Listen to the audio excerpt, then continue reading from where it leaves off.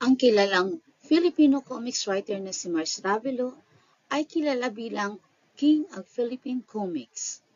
Isa siyang alamat ng Philippine Comics at kinilala bilang ama at tagapaglikha ng mga sikat na Filipino superheroes. Bago natin alamin kung ano yung mga superheroes na kanyang ipinakilala sa atin, ay mas kilalanin muna natin siya. Sa murang edad ay nakakitaan na ng talento sa pagsulat si Mars Ravelo, pagsulat at pagguhit.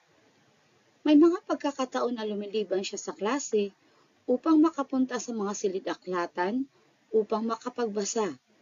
Ngunit dahil sa kahirapan ng buhay, ay huminto sa pag-aaral si Mars Ravelo noong siya ay nasa sekundarya.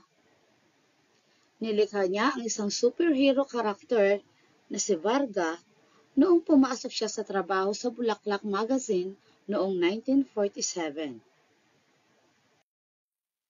Makalipas ang 2 taon ay lumipat sa Filipino Comics si Mars Ravelo upang doon ipagpatuloy ang kanyang trabaho.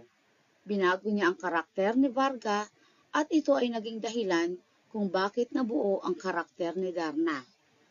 So ito ay pinangunahan ng isang sikat na aktres na si Rosa del Rosario bilang Darna at Mela Nympha as Narda. So noong sa unang pelikula ay mayroong 2 karakter. 2 tao ang gumaganap sa 2 karakter, hindi katulad sa kasalukuyan na kung sino yung Darna ay siya rin ang gaganap bilang Narda. So sa edad na 71 ay namatay si Mars Ravelo noong September 12, 1988.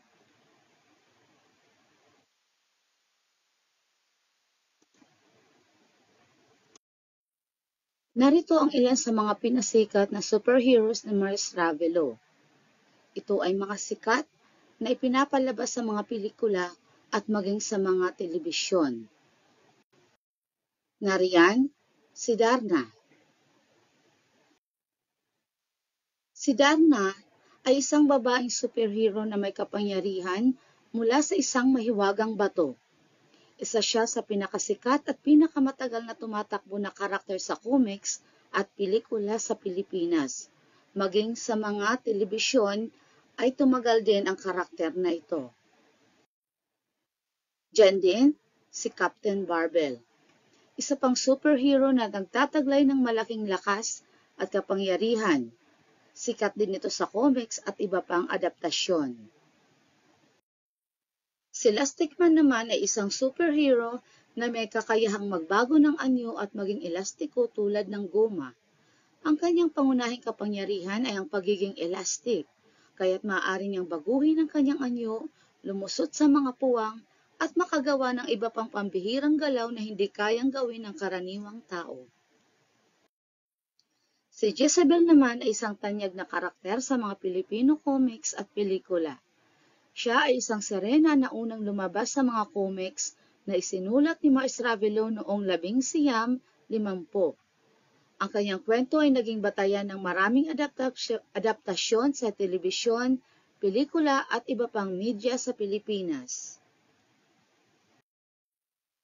Ang legacy ni Mars Ravelo ay patuloy na tinatangkilik at pinapahalagahan sa pamamagitan ng mga adaptasyon at pag-alala sa kanyang mga likha sa modernong media.